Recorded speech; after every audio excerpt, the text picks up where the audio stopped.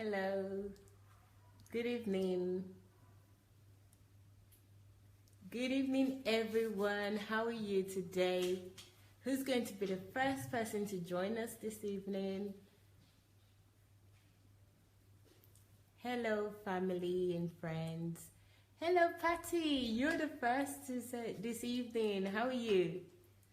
I hope you're well. Thank you for joining.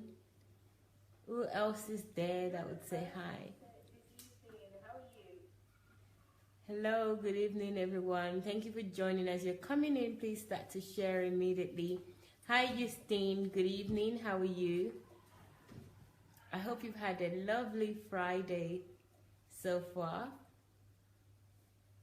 Good evening, everyone. Thank you for joining. As you're coming in, please start to share. And don't forget to invite your friend. Hello, Mrs. Sharon Kerr. Good evening. Good evening, everyone. Thank you for joining today. Hi, Gloria. Good evening. Thank you, Patty. I can see that you shared. Can everyone follow suit, please, and share. Thank you. The more the merrier. You know, Kingdom Fruits is very inspiring, and it's new information, new development, great things that people have done since following the teaching of Dr. Sunday Adelaja. Please share so that others can also be inspired. Adela, hello, Mrs. D. Hello, Julie. Good evening. Good evening, everyone. Thank you again for joining. So today's Kingdom Fruits. As you know, 7 p.m. Ukraine time, which is 5 p.m. UK and Nigeria time, we have alternate programs. So sometimes we have Kingdom Fruits, sometimes we have book review, and sometimes we have attributes. Yesterday we had attributes, today we are having Kingdom Fruits.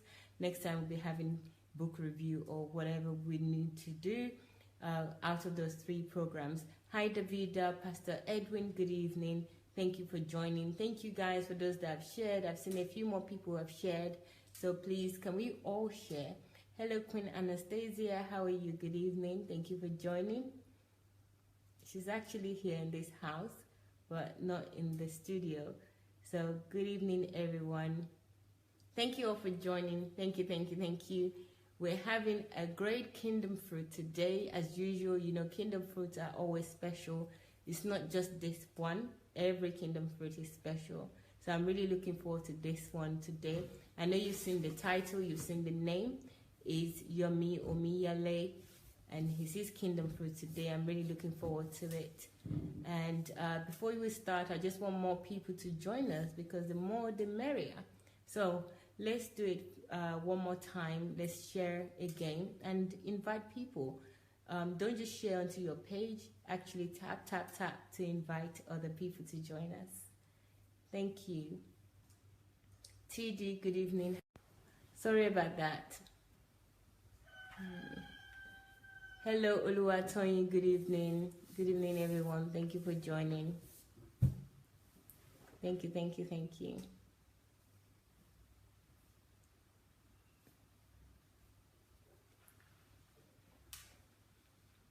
you all.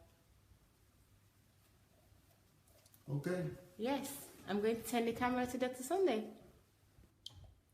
Hello, everyone. Good evening. Well, we are ready to move on to start another day today. Oh, I hope you are hearing the crawl of the cock. What do you call it? Is it crow? The cock. Sometimes it's the dog barking, because these are not my own animals. They are the animals of my neighbor. But today we are welcoming another person that has proved himself to be a very persistent follower of DSA platform and DSA himself. His name is YOMI or YOMI. I can't remember how that's pronounced. Is it YOMI or YOMI? I think it's YOMI. YOMI or YOMI? YOMI OMIYALE, yes. So I'm sure some of you will remember that name because it's very consistent. Wow, I think we have to close that door. That thing is making a lot of noise. So let's start with the story. Like I said, I've said before, kingdom fruit is what we establish to prove to people that the message works, that the gospel of the kingdom works, and that the gospel of the kingdom cares about you. It's not just exploiting you, not just using you to build another man's ministry, another man's empire, but the kingdom is about helping you to bring forth fruits. The Bible says that if you don't bring forth fruits, that the kingdom is going to be taken from you and given to those who will bring forth the fruits thereof. So I really hope that through this, that one of you, all of you, will one day bring forth so much fruit that we'll be able to feature you like we are featuring YOMI today. And this opens to everybody. Every one of you could be featured. Every one of you could come here and become the hero of this program. So let's read the story of OMIYALE here. My name is YOMI OMIYALE. I was born in Bauchi. Wow, Bauchi in northern Nigeria, then grew up in Ibadan. Those are totally the opposite direction. Southwest Nigeria, but currently lives in Lagos. I hope you are hearing me well. I was born and raised up a Christian. I studied computer science at the university, and I'm currently working as a tax accountant with PricewaterhouseCoopers. That's a very serious organization. I didn't know they are still working. I thought they stopped working. It used to be the Andersons, and then they changed to this, I think. Yeah. So I hope nobody is complaining about the volume. Okay. Because you didn't read the thing, and you said not at all. You said I hope you can hear me, so I've been checking. So, how I got to know about DSA, I came across him in August 2016, a video interview Dr. Sunday Adelaja granted about Miles Monroe's death, and that really got me captivated. His perspective about life and death was totally different from what I had ever heard before. Therefore, I went on YouTube and began to search for all his teachings. Though I had earlier read his books in 2007 when I was in school, Pastoring Without Tears and Church Shift, I had so much spiritual knowledge but lacked practical wisdom before I knew Pastor Sunday. I lacked practical wisdom to get things done, and I erroneously believed that people that were great were destined to be great rather than because they applied themselves to the principles of greatness. And he said he was born in a Christian home. He's been a Christian all his life, and he was still thinking like this. This is not a Christian mindset that those who are destined to be great will be great. And he was still having it. And but thank God, God brought him here. And I'm sure so many Christians, that's why they are satisfied as just sitting there in churches. Because they feel if God really wants them to be blessed or to be great, that God will bring it. So they put all the responsibilities on God, and they are wasting away their lives. People have been in churches for 20 years, 10 years, just wasting away their lives.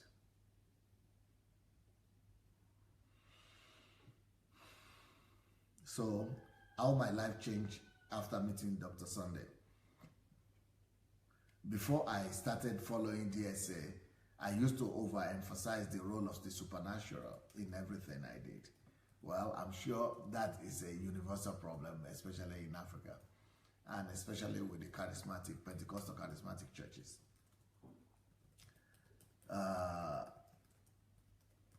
Then I de-emphasized the power of my own personal efforts.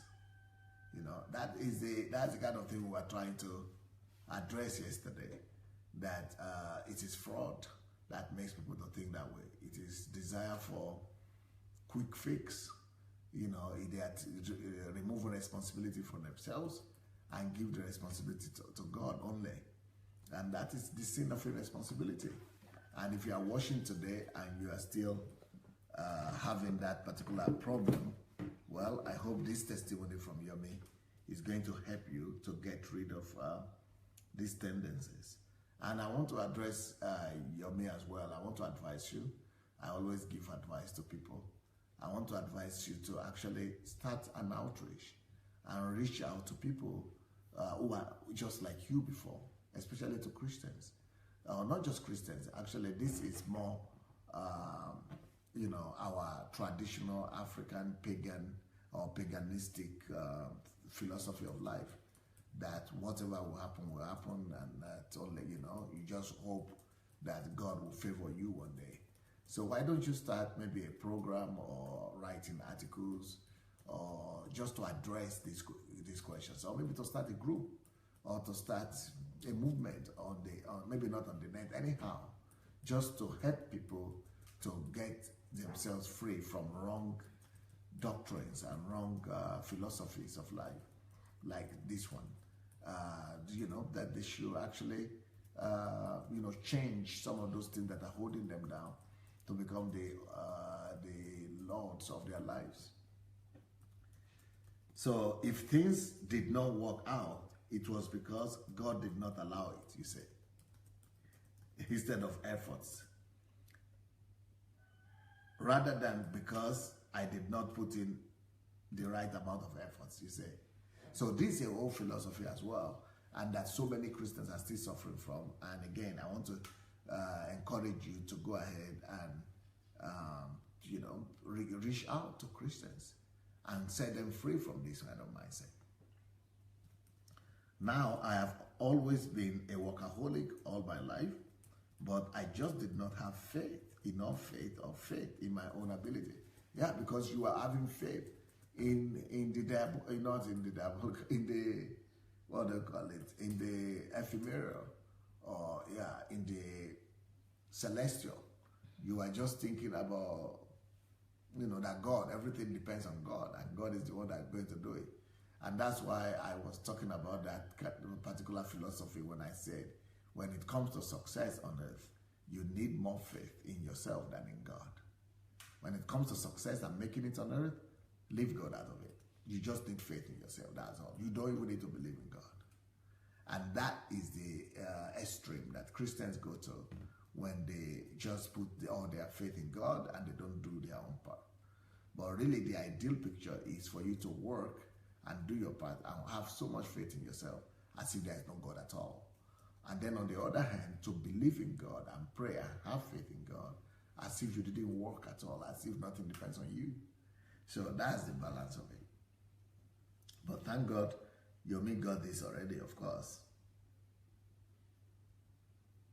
After I started listening to DSA, I believed more in myself. The series on Life is Predictable really helped me with this.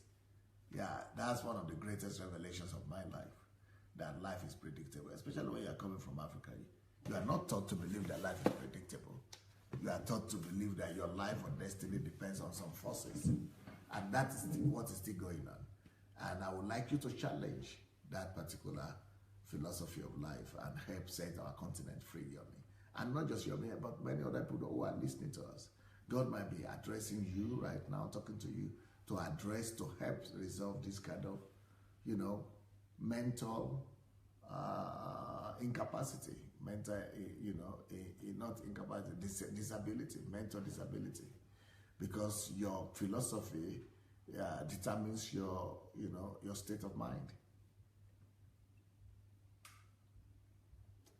So I took bolder steps and worked harder than ever before after I made the essay, due to the fact that I was free from this mental wheelchair of believing that my results are not totally in my hands.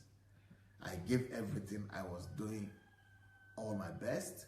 You see, he started working hard, giving his best. And I, both in ministry and at work. And it made all the difference. In a very short time, you know, I started seeing the results. Now that I knew that God had given me all things that pertain to life, I am much more bolder, more confident, and this has really made a difference in my life. You see? how many of us are watching right now and we are still not working to do our best? If you are being challenged by that, you might want to listen to my series on work and time. Yeah, go and listen to the time series and work series. They will help you to, to get your perspective right in this sense. So the actions I took to make such changes was to soak myself in DSA messages. That's a brilliant one. And I think right here, Yomi is giving us the formula to his success. And that formula is the fact that he soaked himself in DSA's teachings. That is from series to series. Just soaked himself in DSA's teachings. I listened to the messages while driving, on my way to work. I listen at work. I listen on my way back from work. I have listened to every message DSA ever taught on the daily broadcast. And I am still listening.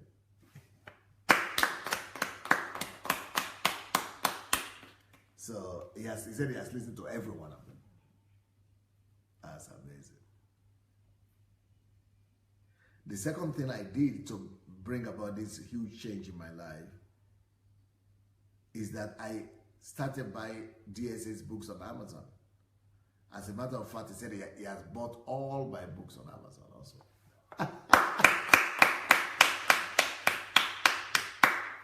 He's a serious guy, eh?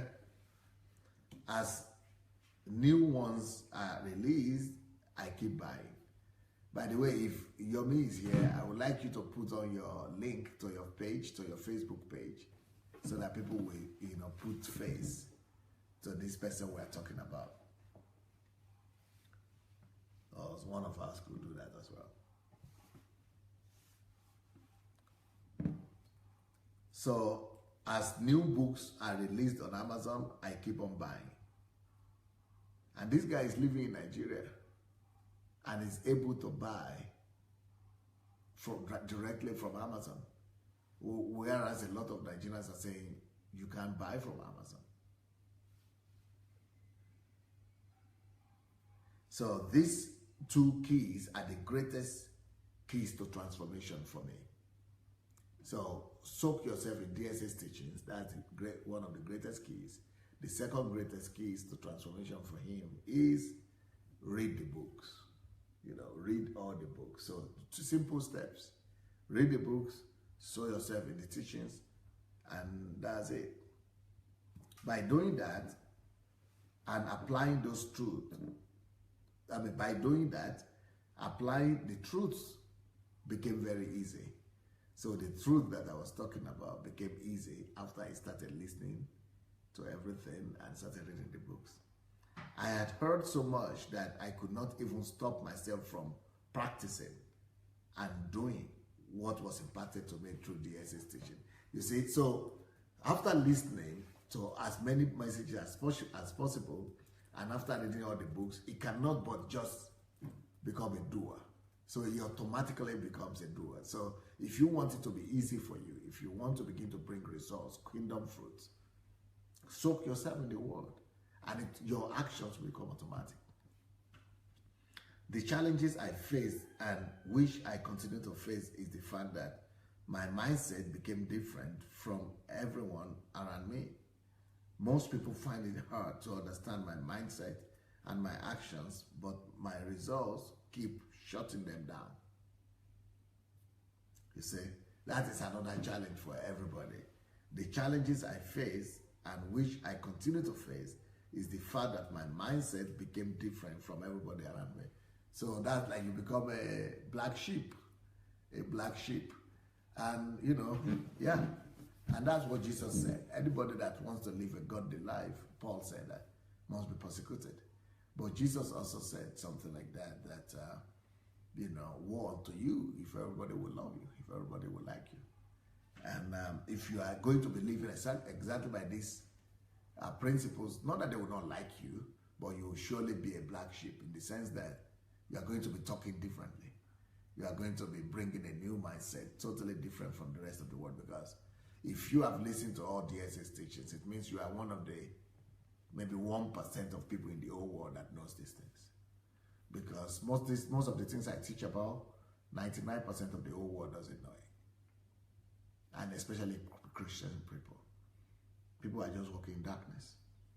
So it's not because you are an odd one out. It's because you have become ahead of your time.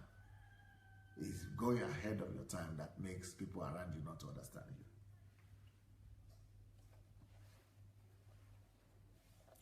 So he said, most people find it hard to understand my mindset now and my actions also.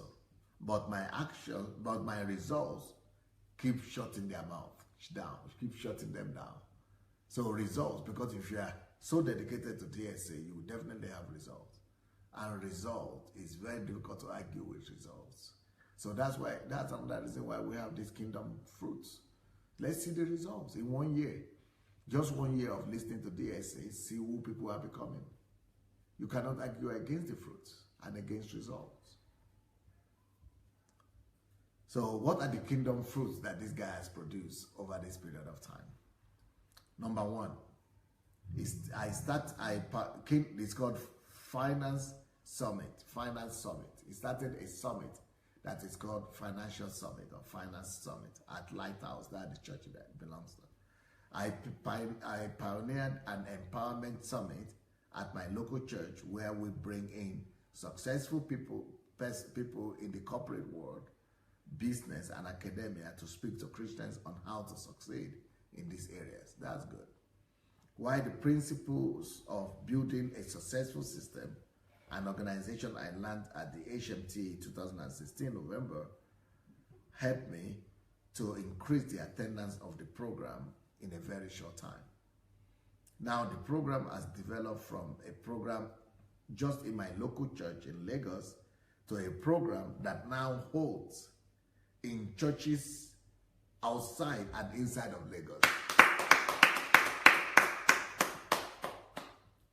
Every day I keep getting phone calls from people that the program has blessed both in Lagos and outside of Lagos State. Beautiful. So Financial Summit is one thing that he started. The second project that he has started is Transformation Hour. I pioneered an initiative in my local church as well to empower members of the church on how they can become multi-millionaires. I got the idea for this after I read DSA's book, Money Won't Make You Rich, and learned of how he produced 200 multi-millionaires in his church in 3 years. So we meet in church weekly, and members of the church are taught the principles of financial success and also exposed to money-making and business ideas that they can explore. So he's raising up millionaires now. Beautiful, beautiful. I wonder if you would like to do it outside of Lagos, Nigeria, and Nigeria in general. Maybe some of these projects, you might want to organize them on the internet for people in other countries as well. The third project that he started is called Community Development Initiative. Community Development Initiative. Every quarter of the year, that is, members of my church donate cash, food items, medical supplies, and clothing items to the poor and less privileged in my community. This has been institutionalized in my church, and I know it will get better. So that is like the people who have to begin to reach out to those who don't have. If all of Nigeria will do that, that will really change the landscape of the country and poverty in the land. The next thing it started is called Health is Wealth Initiative. Health is Wealth Initiative. I got inspired to start this initiative when I learned of how DSA almost died because he was not taking water, and not paying attention to his health. After I listened to that, I devoured a lot of health books, and I started teaching others the same principles. Principles of taking lots of water, fruit, vegetable, abstaining from certain foods, going for regular medical checkups, etc. That is a real need in our country. A real need. You see, the one person doing all this, just one person, one Christian, that got his mind enlightened. And I'm sure he's not even written everything yet. I'm sure he's doing many more things because I know that he has a plan to, you know, for the books and things like that, and for his own finances and all that. So my passion for this got re-energized when I heard that a friend of mine died of prostate cancer. Wow. A lot of people in my nation die of diseases that could have been detected in his infancy if only they went for regular medical checkups. Plan to develop Kingdom Fruit further. My plan is to have Finance Summit, Community Development Initiative, and Health is Wealth Initiative holding all across 36 states of Nigeria in the next 7 years.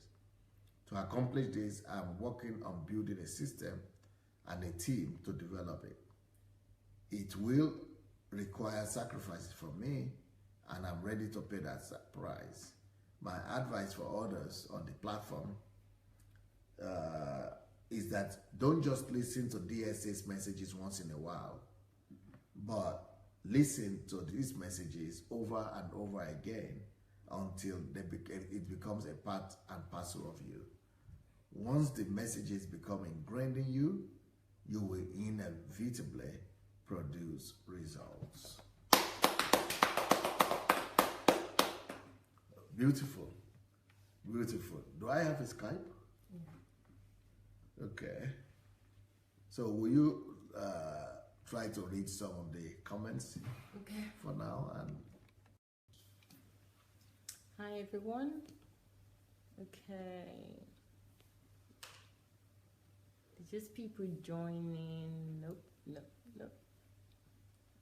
Guys, you can write your comments so I can read them out. No comments. Don't be in a hurry.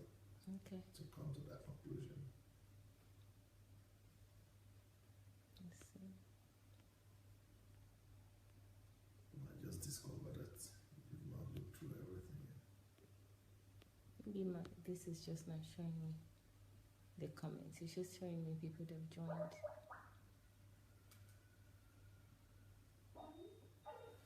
And even no greetings. Yes, let me just say hello to people.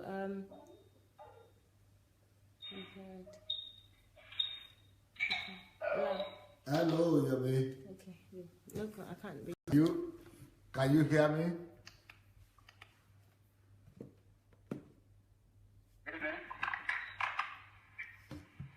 Can you hear me well? Hello? Yeah, I can hear you clearly. Okay. Welcome to the platform. Welcome to Kingdom Fruits. Yeah, thank you very much. It's a family. Yes, sir. So we'd like to hear your story from you, from the horse's mouth. So tell us the story of how you came across DSA and DSA platform again. Okay, so the first time I came across Pastor Sunday was 2007. I went to see a friend, so I saw this book that you wrote, Pastoring Without Tears. I was still in the university then, and we were having a campus fellowship. So I picked up the book. And What university did you go to? Lautech. That's in Ogumosho. What? Lautech, Ogumosho. Okay, Lautech. That's your tech. Okay. Yeah. So I picked up the book and read Pastoring Without Tears. Then after that, I read Church Shift. Still then. I was really inspired by your testimony then. But why should you be reading Pastoring Without Tears when you are not a pastor and you are not planning to be a pastor? Well, I'm somebody that I like reading, and the other reason why I picked up the book was that there's no one that will see a book by a Nigerian pastoring the largest church in Europe, and he's not a very old person like that. And you won't pick up the book to read, as in it's just so captivating that if you're just let me say, reasonable person, you want to read the book. Okay. Yeah, so that was my first time of getting to know about Pastor Sunday. That was 2007. But I didn't know that you were, like, I didn't hear you, I didn't get any message from you since then, because like you were in the far eastern world, that's in Russia, so we don't listen to your messages, we didn't come across you, just the books. So then in 2016, I was on Facebook. Then there was this video that you did about Miles Muro's death. And when Miles Muro died, a lot of us were actually discouraged because we love him and we know him. He's Nigeria a lot. He ministers everywhere, small churches, big churches. So he's an emblem of humility. So when he died, we were actually very discouraged. But no pastor said anything about Miles Muro's death. Men of God kept quiet. They didn't say anything. But Pastor Sunday was the first person that actually came out and really spoke about Miles Muro's death in a way that actually encouraged everybody. Like, he demystified death. He didn't make his death look so tragic. He brought out the beauty in what had happened. It was just a of healing. He healed a lot of wounds through that video. So then I was just like, oh, so Pastor Sunday is really online. So Pastor Sunday is actually not just in the Russia, speaking Russian language. Like, so he actually speaks it.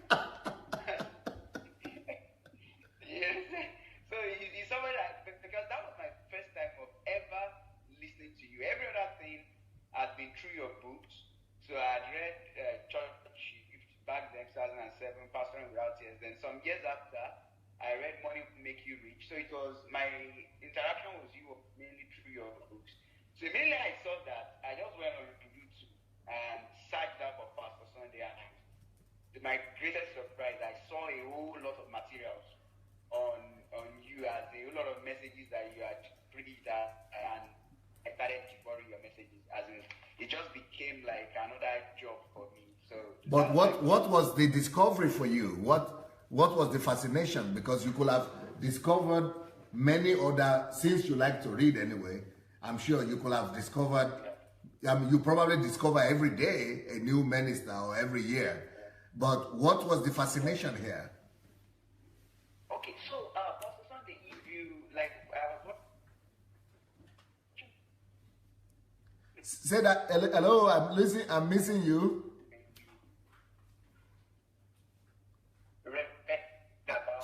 Hello, say that again. I didn't hear that.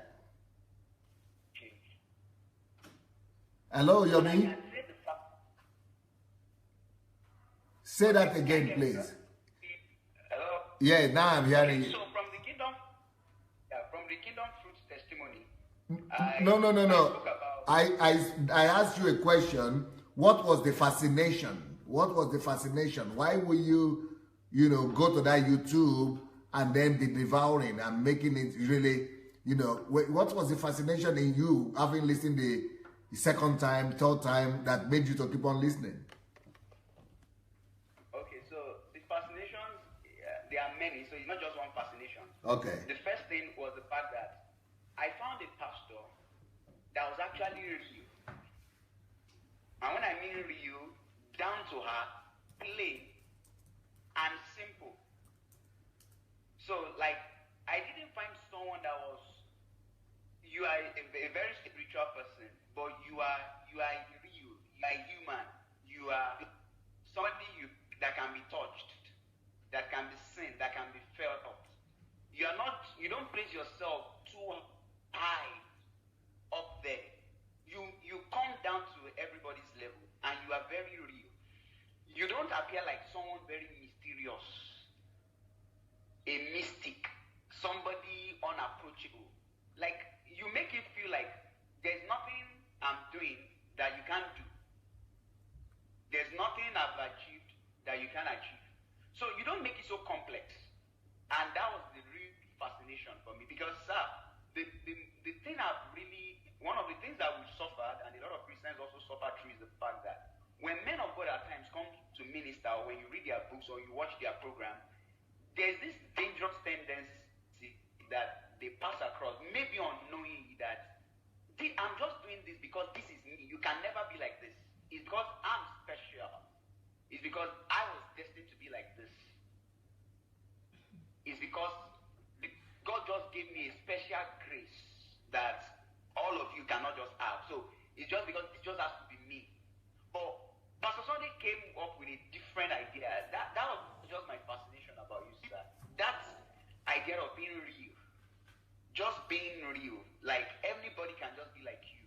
It's possible. Anybody can just do what you are doing. So that was the major fascination. Yes, I call it demystifying Christianity and demystifying church, demystifying,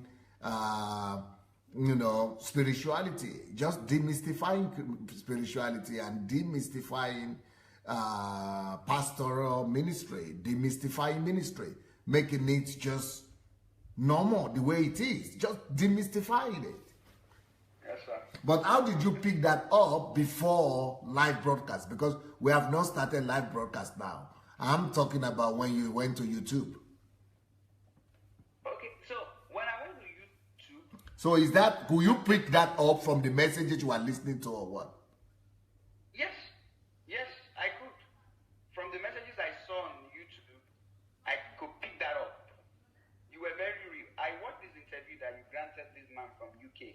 And his name is Akinyemi. He came... That is Pastor Yemi, yes. Yes, exactly. It was a very long interview, so I watched every part of the interview.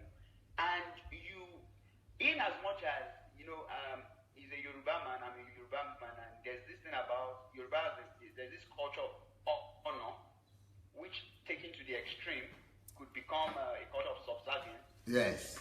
So in the interview, he was always trying to place you like high up there, like surprised by the things you were doing in Ukraine. There was this awe and this wonder.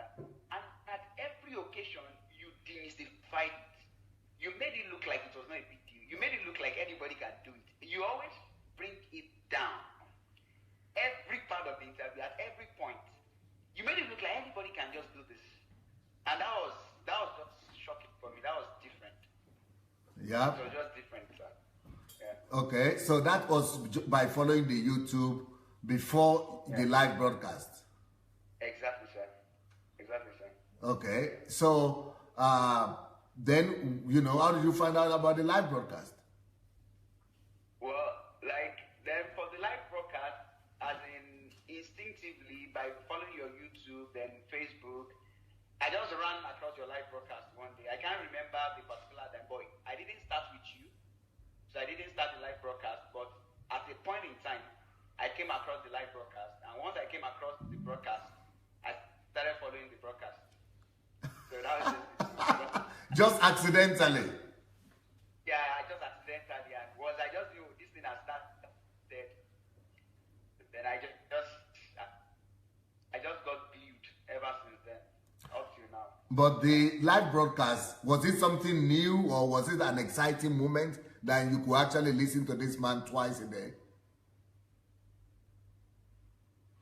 Well, the thing there is, Pastor Sandy, because of the volume of information, new information that you were releasing every day from the live broadcast when you started there, it was captivating. It was something you looked forward to morning and evening. Like it was like an addiction, a drug addiction. So because you were not just hearing what you had been hearing all your life. So I would say it was just an excitement. It's something you just looked up to in the morning, then in the evening. So I think that was just the live broadcast for me. Now, but didn't you experience any shock or surprise? Because I had an interview recently here with Kingdom Fruits with Gregory Femi, and he said he came on the platform and he was actually challenging me a whole deal because he couldn't believe some of the things he was hearing, because he came on at the point, I think when I was talking about relationship, men and women, And so he said, this is not the teaching we're used to here in Africa. And in his own mind, you cannot just go against the fathers. How could you be teaching things against the fathers? And then he started reading my articles, you know, which were totally the opposite of what the Nigerian Christianity and Christian leaders stood for.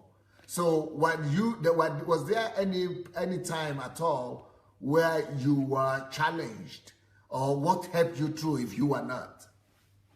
Okay, so Pastor Sunday, I get your point. Like, if you are hearing something new and different for the first time, there will always be a reaction, and that's why I quite understand when some people have they react to some of the things you say.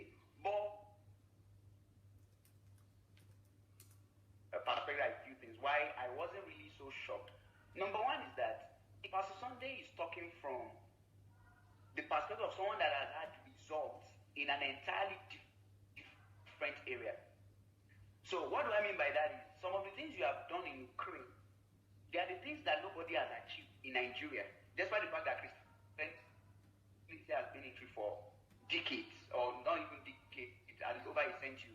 So I didn't, for me, results really matter. Results substantiate whatever you are talking about. So let's look at the issue of marriage. Now, I know some people have issues with a lot of things you talk about man and woman. I listened to this series several times, marriage. But the question I ask myself is this: how many pastors in Nigeria have the kind of work ethic DSA has, have the kind of lifestyle DSA runs? You're always in meetings, day in, day out. You're having meetings, wanting to be there, and your children are not wayward. You are not divorced. There is hardly any Nigerian pastor that does what you do and does not have a problem with his family. Oh, yes. So that is why if you say things that are not conventional, your results are not conventional. Yeah. So, because there are many pastors that have attempted to do what you are doing, and their family is a big problem, in a mess. So if DSA comes and begins to talk to me about marriage, wisdom demands that I sit down and listen. So it's not about what the fathers have said. The fathers don't have all the results. Yeah. They've not all the results in every area of life. Good. We've had a lot of churches in Nigeria. We've done, but we've not had the kingdom. We've not taken the systems of the world for Christ in this country. Christianity has gotten to a point in Nigeria, but it has refused to go beyond that. So Pastor Sunday comes to talk about kingdom, how to take over the media, education, entertainment, sports, health, and he's bringing a totally different gospel. I won't be shocked. The Christianity we have here in Nigeria has not done that. The knowledge we have has given us the results we have. So the knowledge is bringing, we give us a result on a different level.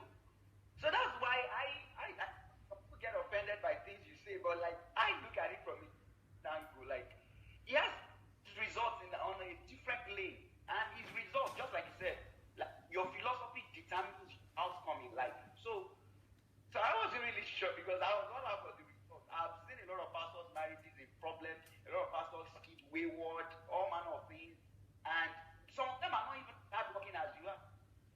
Some of them work ethic and your tight schedule and everything, and they're having problems. So I never had any issues for understanding. No. I hope, can you make your microphone stable or your device stable? Because it's like it's moving, or maybe, okay, yeah. So when it moves or you move, we lose what you are saying. So if you could make it more static. Okay, sir. Yeah, can you make that point again? Because we lost that a little bit. Okay, so what I was trying to say is that the reason why I didn't have issues with your messages, especially the unconventional messages you preached, is the fact that your results are not conventional. So I said earlier that you said a lot of things about marriage, about man and woman, which most Christians in Africa are not used to, which is not conventional. But the reason why I didn't have issues with that is because there are very few people that have the kind of life you you have the kind of work schedule you have, the kind of work ethic you have, the kind of discipline and the way you've arranged your life, and still have a successful marriage, successful kids, a wonderful family. There are pastors in Nigeria who do what Pastor Sunday does, who are busy with the work of the ministry, and their children are wayward. Their marriage has crashed. And we know all these things. So if Pastor Sunday comes and begins to say something different about marriage, about man and woman, I think common sense demands that we listen. Because he has results on a different level. So, for me, the reason why people might be resistant to some of the unconventional things you say is maybe because they are satisfied with the level of Christianity in Nigeria at present, and they feel that this is all that there can be. But I don't think so. So, you say a lot of things about kingdom. In Nigeria of today, we have Christians going to churches, millions of Christians going to churches every Sunday during the week. And these same Christians go back home, they switch on their TV set, is these unbelievers who are doing all manner of things on TV. And some of these unbelievers are also church members. so I personally, like, if you are satisfied with the Christianity you have in the country, then maybe you will have issues with what Pastor Sunday is talking about. But if you know that, okay, as good as Christianity is in Nigeria, but this is not the best of God. And I say that unapologetically. This is not the best we can have. This is definitely not the best. The missionaries brought Christianity to Africa. Good. We have a lot of churches here, but this is not just the best.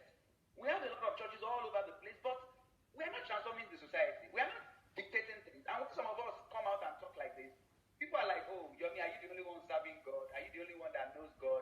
What's your own? Because, sir, and these are issues that I've talked about since I was young. Because there's something about the Spirit of God. No matter how young you have the Holy Spirit within you. Yeah. I have gained some of these things, even before I met you, ever since I was young. But I didn't have like a support system. Like, you see some of these entertainers, some of these people that are the representative of Satan, of worldliness in the world out there, they are church members. They come to church. They are celebrated. This same church preaches holiness.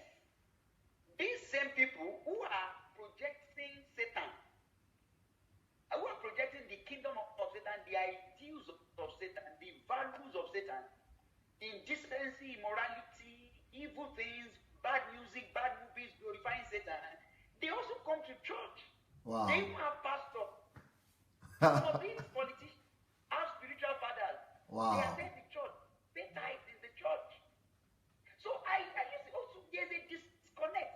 This pastor is preaching against holiness, against sin. He's talking about holiness, going to heaven.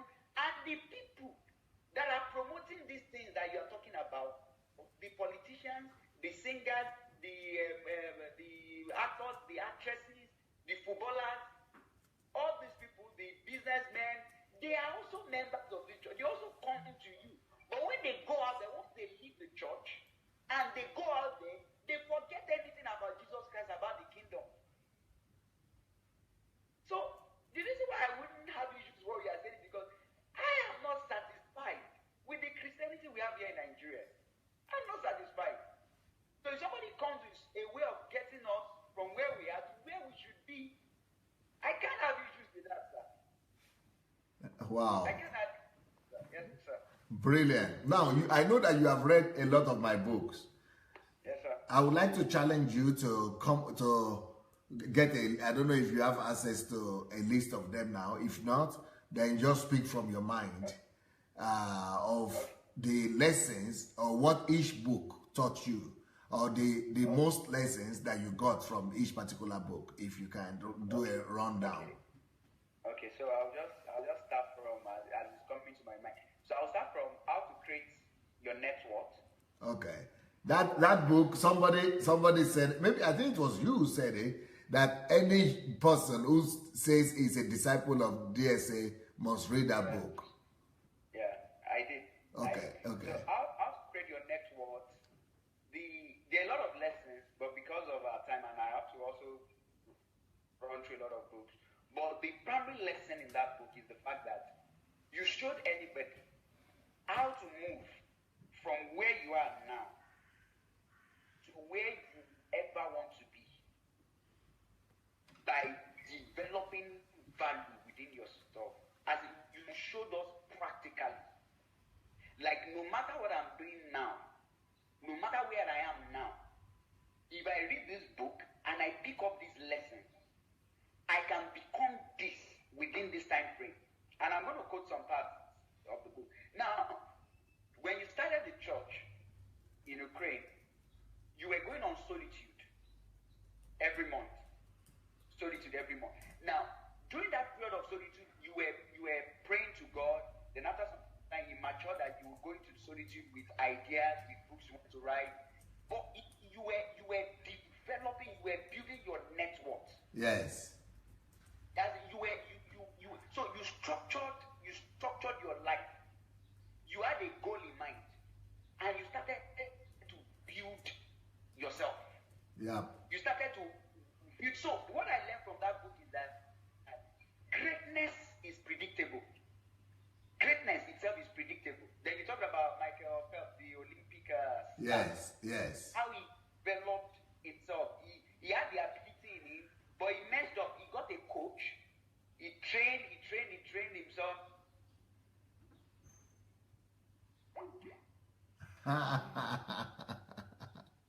That is not good. Okay, maybe my wife is going to try to read while I try to get Yomi again. Okay. Hello, I'm going to have to read from my laptop, so, because I can't see from there. It says, Tim says, good evening to DS and the family. Okay, it's just greetings. Mabo Israel says, yes, this is very true. Pastor Sunday is a very simple and approachable. He's different. We have Romanus that says, I confirm this testimony, Pastor Sunday is down to earth.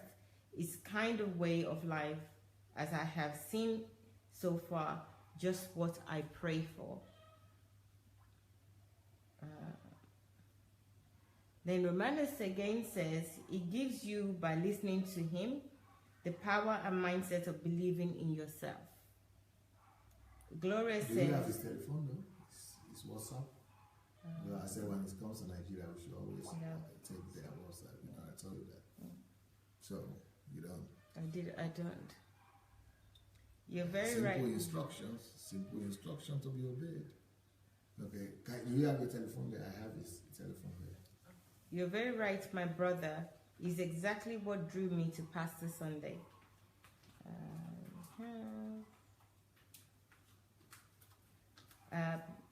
Adeni is saying that I love the spirit of excellence I see in the ministry. Jane is saying the truth comes like a shining light into our hearts, which erases deception and brings freedom.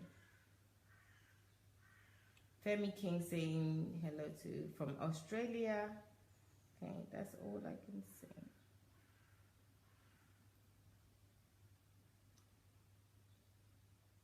Okay. And Paul is also confirming that he did too. Okay, for those people that are joining for the first time, can I just remind you that Dr. Sunday is also on YouTube. You heard Yomi talking about how he discovered Dr. Sunday's teaching YouTube. So YouTube is Sunday Adelaja Official, and also his blog is sundayadelajablog.com. That's also a website. So you have a wealth of information there, teachings or in audio, video. So go to the blog, and also there's so many articles as well on his blog, sundayadelajablog.com. And if you go to YouTube, it's Sunday Adelaja Official.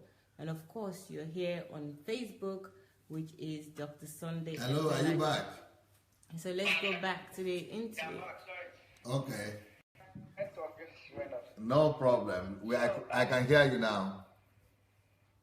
Okay, so I was talking about the book, How how to create your net worth. Yes. Then another thing you said in the book. So in the book, you were talking about one of the places you were talking about how you became a successful pastor, a successful mega church pastor, which anybody can now apply in their own different fields.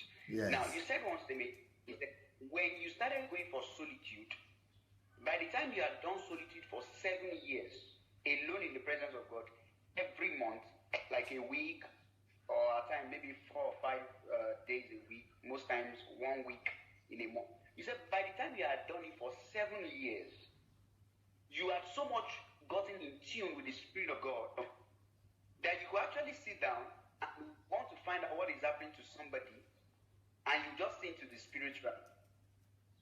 So what I learned from that book is, whenever there is preparation, there will always be manifestation. Yeah. Just a law. So when you were going into solitude, your plan was just to draw closer to God, and you said it got to a point whereby you can actually feel God with you. Like you can feel the power of God, the anointing of God, like tangible. Yeah. So everything obeys laws. So that same way, a program going to solitude for 7 years, he set time aside, and after 7 years, he's writing programs that are not in this worldly realm. Or somebody does that for book writing, or for music, singing songs, or for anything. To me, it was just like a formula. Yeah, somebody also told me that even after reading that book, that he thought, wow, he never even thought about, creating your net worth. That is even possible. He never even thought in that aspect that any human being, he never even heard of a name of a book like that. Or when he read the whole book, he said that concept itself, creating yourself, that he never even thought it was possible. That is a new word to him. Yes, sir. It is, sir. It is, sir. Okay, yes, sir. Go ahead to other books if you have finished this one. That's how to create your net worth. Then the second book I read, I've read quite a lot, but the second one is how to regain your lost years. I want to say one or two things about that book. So the lesson from that book, how to regain your lost years, one of the major lessons I would like to talk about is the fact that you started by making it known to everybody by the people that you profile. People like Colonel Sanders, people in your church who at an old age went for their PhD and are doing well in life. Like you showed everybody that no matter how old you are now, no matter the number of years you've lost, you can always start again. That you talked about biblical instances of people in the Bible too who, well, at that age it seemed as if they were old, but they still started again. So that was a very good start of that book. It got my attention from the blast of the whistle, as in from page 1. Like, no matter how old someone is, or no matter how many years has been wasted, you can start all over again. Not only that, you move further in the book. Then you talk about something that a lot of people might not really have paid attention to. And that's what makes Pastor Sunday's books different, because you speak from the spiritual angle, you also speak from the mental angle. So that makes an unbeatable combination. What do I mean by this? You profiled Africans, Nigerians with Asians. The Nigerians are persistent. So Nigerians can stay at a task for a very long time. They can cope with suffering, with adversity, with hardship. But Nigerians are not intense. Nigerians could stay at work from 8 to 5. They can gist for maybe 3-4 hours, but they can keep going to that place of work. Things are hard, but they can be there for the next 10 years. They will still work hard, they will still be there, but they are not intense. And because they are not intense, they are not productive. But the Asians, and you mentioned the Asian tigers, the Asian countries, that the culture they have, they are very intense, meaning they get more done in a shorter period of time. That was mind-blowing for me. So it was not just about the number of days I am on a task. It's about how intense I'm high on the task that I'm doing. Then the other key you mentioned is the fact that the wardrobe. There's one wardrobe, it's filled with a lot of clothes, and they are all roughly arranged. There's no order. Then the second wardrobe, everything is neatly arranged. Then I want to go to work on Monday. If I'm going to use the wardrobe that the clothes are not well arranged, I will spend a lot of time getting my clothes. But if I use the one that the clothes are well arranged, it will take me a very short time to dress up for work. That was another mind-blowing point. Like, if one is organized, you have a to-do list, you are organized, you are mechanical in terms of your organization, you can get more done in a shorter period of time than if you were not organized. Then you moved on to the power of concentration, talking about the beam of the sun. If it is focused through a laser, it accomplishes more because the laser focuses the energy. So that talks about, and I remember one point you had made one of the broadcasts, like, you only think on 4 or 5 things. You don't think beyond those 4 or 5 things for maximum productivity. And then you talk about solitude, how people can use solitude to regain their lost years. The other thing you made in that book is this, that you cannot live your life like everybody because you are trying to regain your lost years. So because you are trying to regain your lost, the way you will do your things must be different because you are at a disadvantage. So that book was just, I could go on and on, but that book was just, it was just something else. That book was just great. It was great. Then what's the next one? Yeah. Then the next one, Stop Working for Uncle Sam. Wow, Pastor Sunday. That is one of the greatest books that has ever been written in the history of the world. And I'm not being boastful about it. I'm not trying to flatter anybody about it. That is one of the greatest books written in the history of the world. And as a matter of fact, as you would have seen the sales figures, I don't have access to all that, but you track your sales figures on Amazon. If you look at the books that you sold, I can predict that Stop Working for Uncle Sam, a time will come that it will sell more than Money Won't Make You Rich. I know that Money Won't Make You Rich is one of your most widely sold books. Yes. And the other one, Pastoring Without Tears, I did the research on that. Pastoring Without Tears, Money Won't Make You sold a lot. I'm predicting that Stop Working for Uncle Sam is going to sell more than Money Won't Make You Rich. And it's going to sell a lot in the Western countries, the US, Europe, and even Nigeria. Because, Pastor Son, in that book, you just make it real. That people are not living their lives. People are not living. They're just existing. They go to work in the morning. After they go to work, they get salary, they get mortgage, they get a car, they get a loan, they go for vacation, and their life is just like a wheel. Like, it's like there's even no destiny. There's no God's purpose. There's no God's will in their life. It's just a cycle. Oh, I need to work for my next promotion. I have bills to pay. I need to pay my taxes. I need to pay my mortgage. I need to pay my car. I need to pay my insurance. I need to pay this. I need to work for the next. And on and on and on. It's a secular life. And by the time they are 50, they are 60, they become a spent force. Wow. Spent. The energy has been sapped out of them. And that is when the reality of life catches up with a lot of people. And Pastor Sunday, they are no longer energetic as they should be to pursue their own life dreams. So, like Pastor Sunday, the purpose of the book was not just to say, okay, don't work for Uncle Sam. No, he didn't say don't work for Uncle Sam. He said stop working for Uncle Sam. Meaning that there is a time limit that you should work for Uncle Sam. Uncle Sam is not your destiny in God. Uncle Sam is not your destiny in life. God did not send you to this world to go and work for Uncle Sam. No. So if there should be a limit, nobody should set out their life where I'm just going to work, and when I finish working, I'm going to retire. And Pastor Son, your life just exemplifies it. You, like in the book, you said you work with with a TV station, you were a reporter for some time, and when you wanted to pursue your destiny, you cut your expenses, you planned, you saved, and you started out, you left, you started your life. And today, Pastor Sunday, you are a million times better off than that. Because people know can be greater. That your greatness is in pursuing God's will for your life, not in working for a system. So, but the lesson from the book is while you are working from exam, you can acquire skills, you can acquire knowledge, build network, build experience, just like the Bible said about Moses, that Moses was learned in the wisdom of the Egyptians. So he stayed in the palace, he grew in the palace, and that's why when he had the responsibility of leading 1 million people, some of those knowledge and wisdom he had gathered sufficed for him.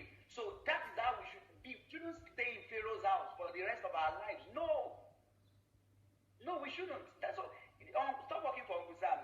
I could sit down on that and talk for 2 hours on that. That book is just something else. Then another book is this book was about time.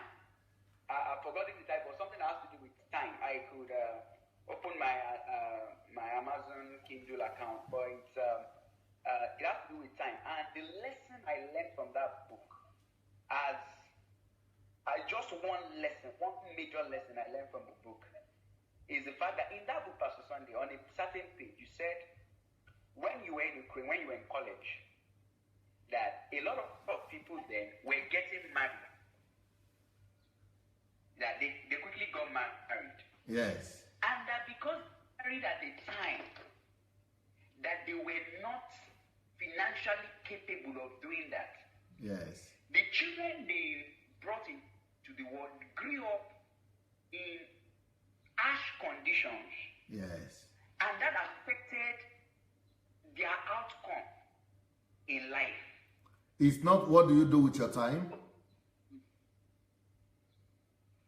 No, that one is not yet out, I think. Yeah, it just came out. Yeah. It's not yet out. Yeah. So.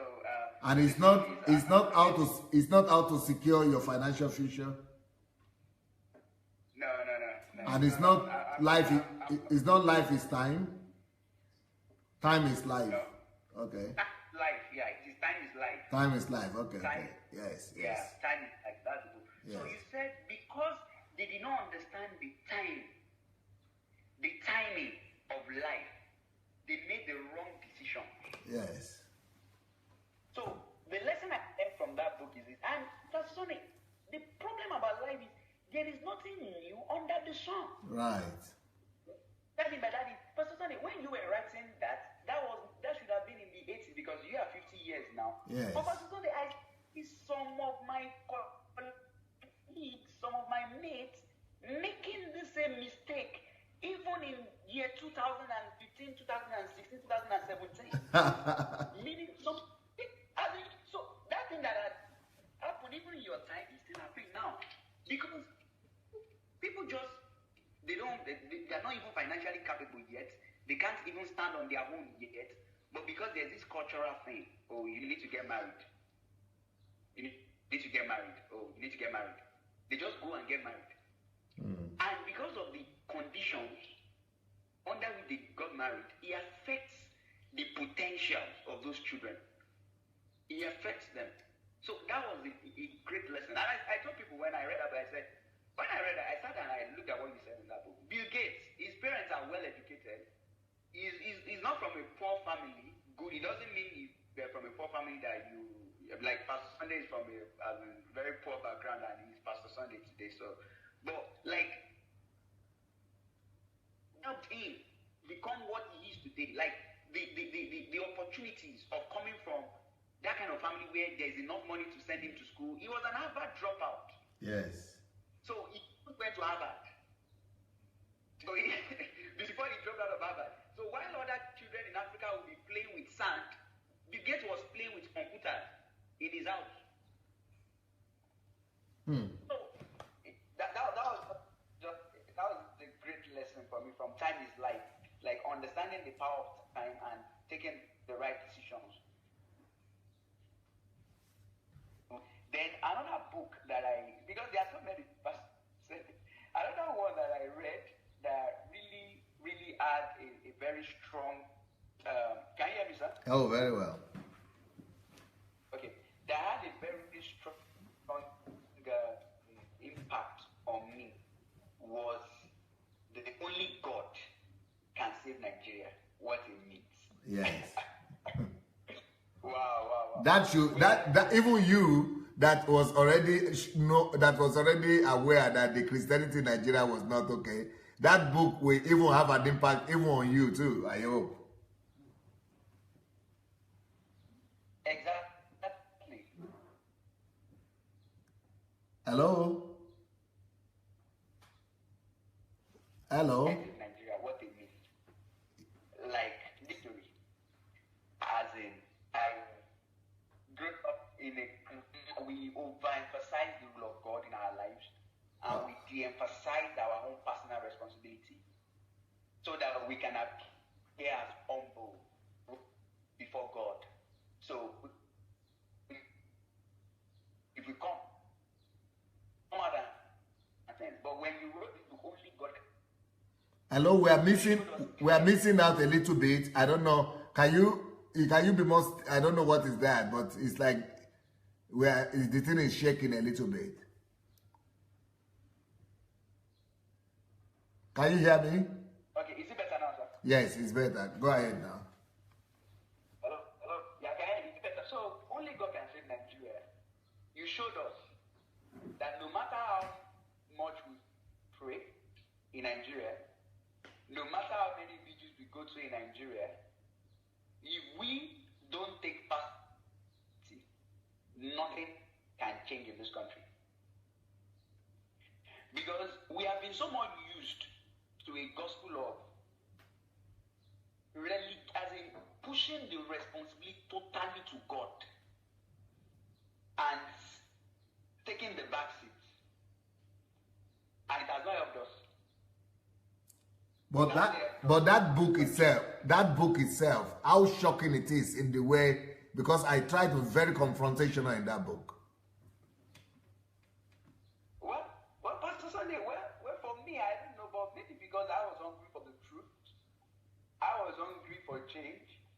I don't think I saw any. I don't think I saw. I shivered, or I was shocked, because you were saying it as you should be said.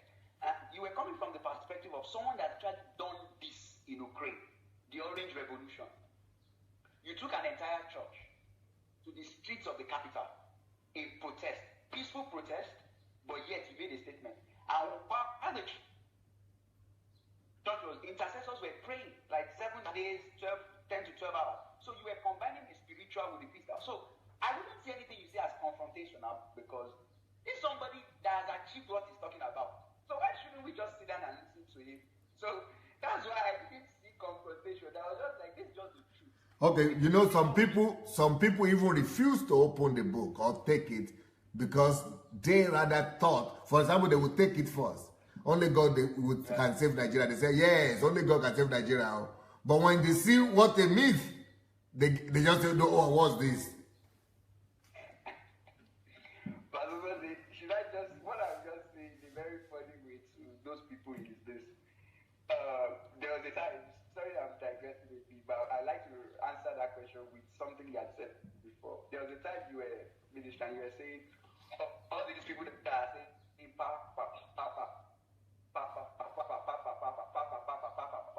now, when one guy eats them,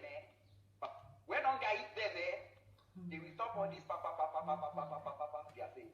So there are some people that are saying it's only God that can save Nigeria. That if we say it's not God that can save Nigeria, that it's a myth. When the situations of life really hit them, they will go and pick the book and sit down and read. Because I feel that the reason why in the face of knowledge, backed up with proofs, is because the suffering has not hit them very well. When people have tried things and it has not worked, they will sit down and learn. So that's what I don't have issues. I see a lot of people come online and attack you. I just laugh like the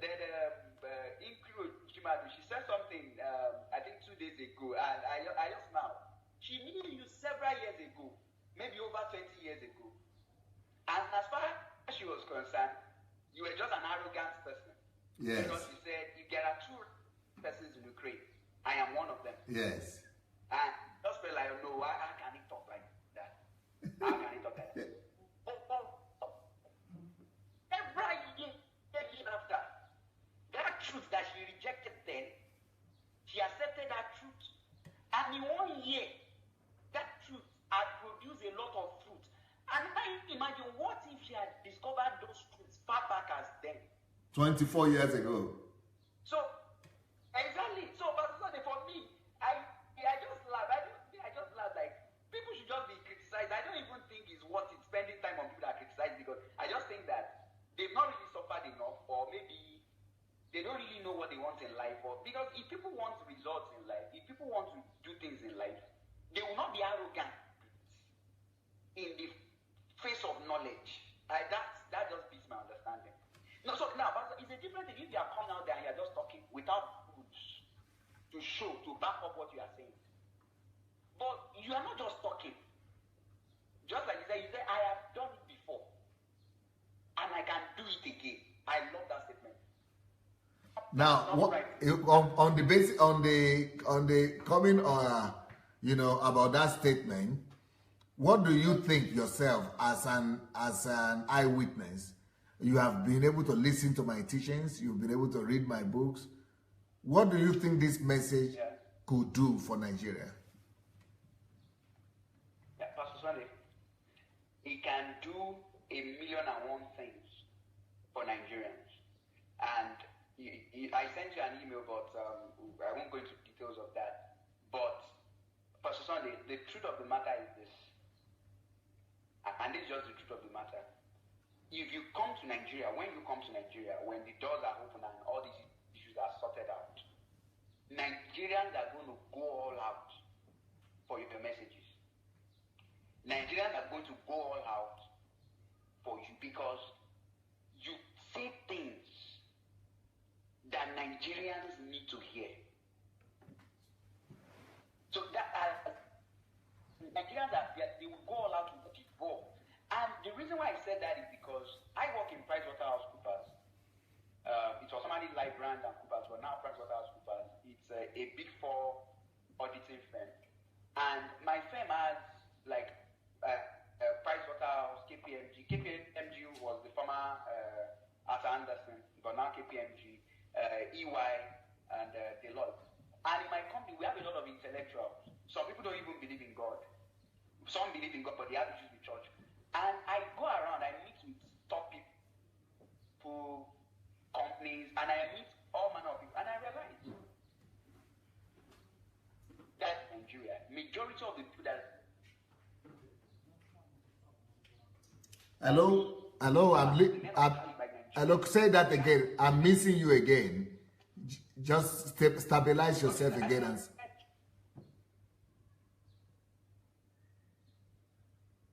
hello?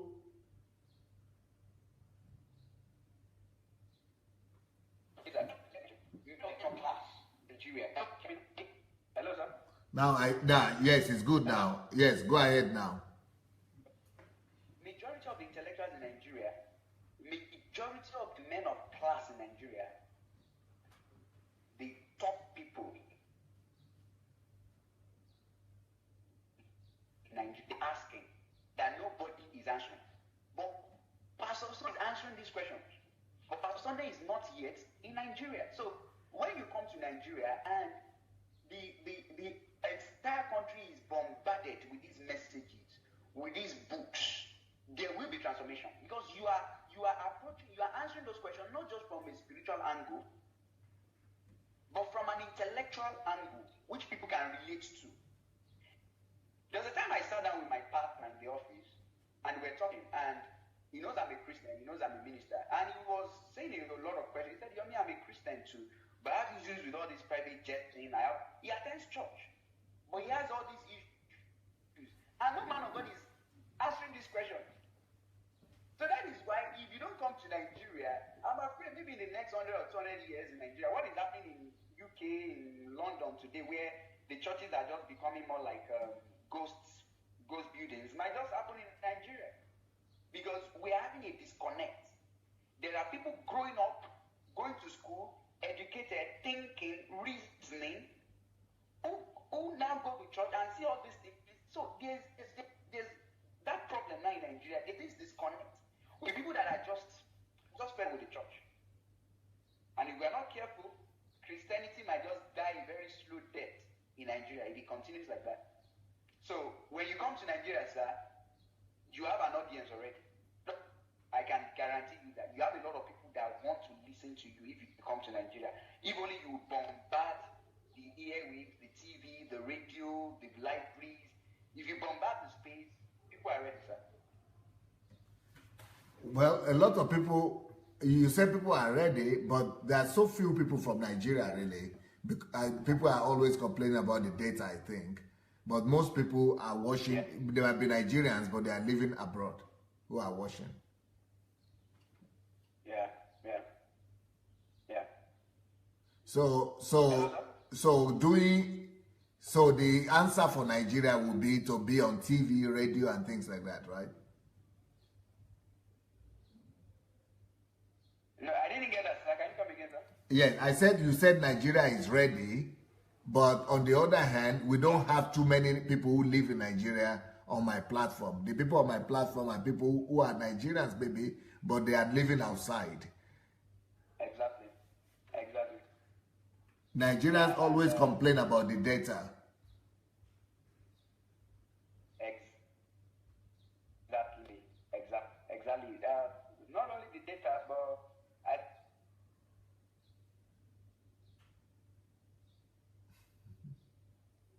we are working on the platform, but there are many ways we can really invade the space, because if we have a country of like 160 million people,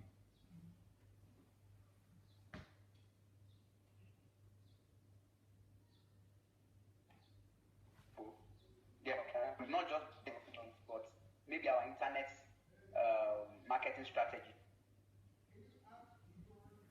is also considered in that regard. Well, Yomi, thank you so much for what you are doing. You have really enlightened us today.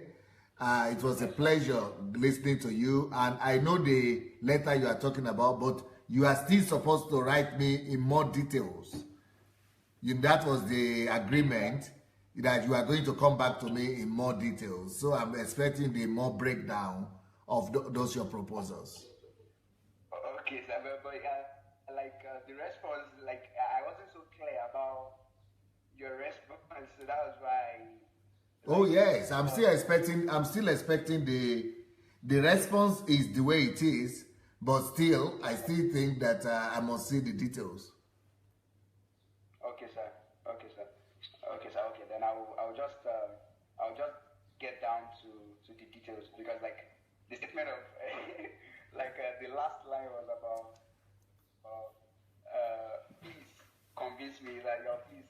Yes, and that is why I want to use the details. Is all part of the convention. Anti-convincing. Yes.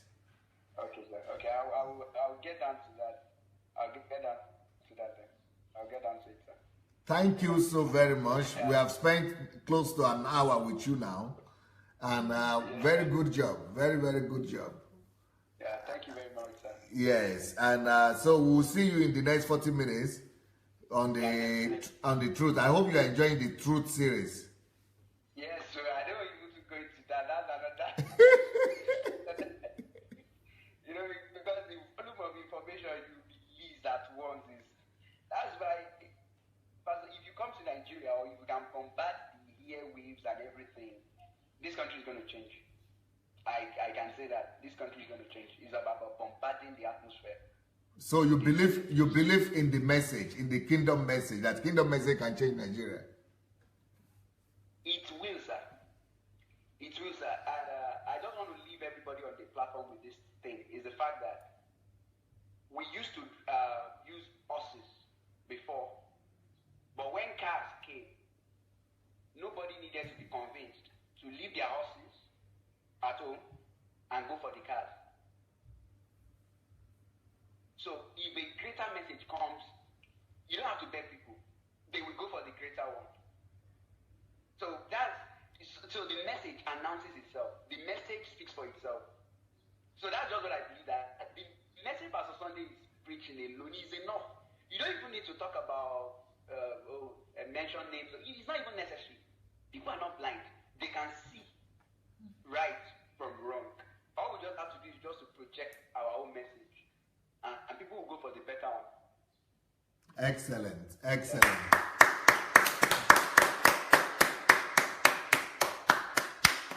Thank you so much. Well, that is YOMI OMIYALE right there. Let's, Pastor Yomi, go ahead and explain to us what people are saying. Let's hear it. Have a wonderful day, Yomi. Blessings. Thank you. I cannot read the comment here, but I've only seen 2 more new comments since the last one. So guys, I'm just going to read the 2 out. Says, I wonder what manner of man is DSA. His wisdom and head seems to be out of this world. I just keep looking at his head, if I can see wisdom. Yes, we all do. I have done that too, so don't worry. That's cool. And then the other person's comment that I can see here is Justine, that says, I believe that too. They will go all out to listen and apply DSA's teachings. So guys, I'm sorry that I can't see all your comments. For some reason, I can't see it on here and I can't see it on my computer too.